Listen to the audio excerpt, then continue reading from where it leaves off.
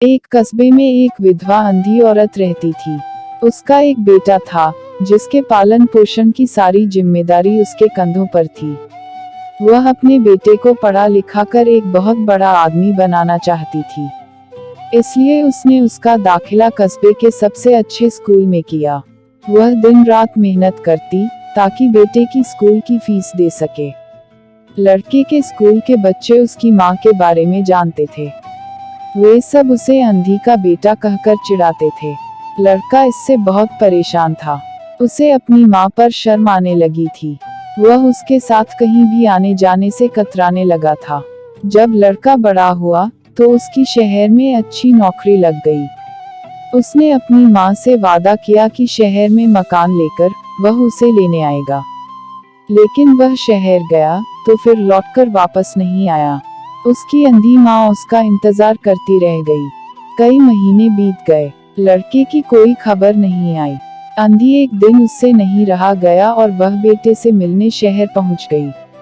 पूछते पूछते वह बेटे के ऑफिस पहुंची। वहां सिक्योरिटी गार्ड ने उसे रोक दिया।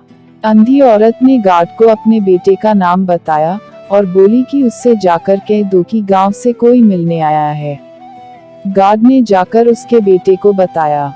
बेटे ने ऑफिस की खिड़की से देखा तो उसे अपनी माँ गेट के बाहर खड़ी नजर आई। वह ऑफिस में सबके सामने अपनी माँ की वजह से शर्मिंदा नहीं होना चाहता था। उसने कहला दिया कि वह ऑफिस में नहीं है। अंधी औरत वहां से चली गई।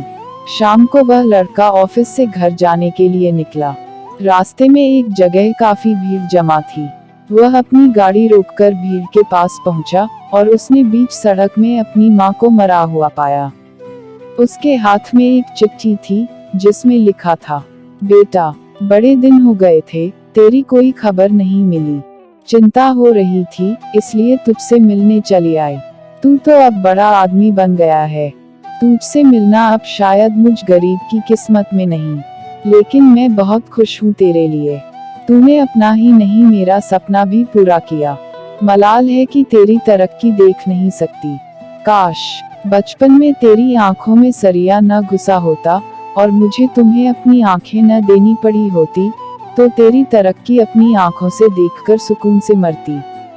तेरी अंधी माँ। ये पढ़कर लड़का फूट फूट कर रोने लगा। जिस अंधी माँ पर उसे शर्म आती थी, उसने उसके लिए कितना बड़ा बलिदान किया था। वह आत्मग्लानि से भर उठा और जिंदगी भर खुद को माफ नहीं कर पाया।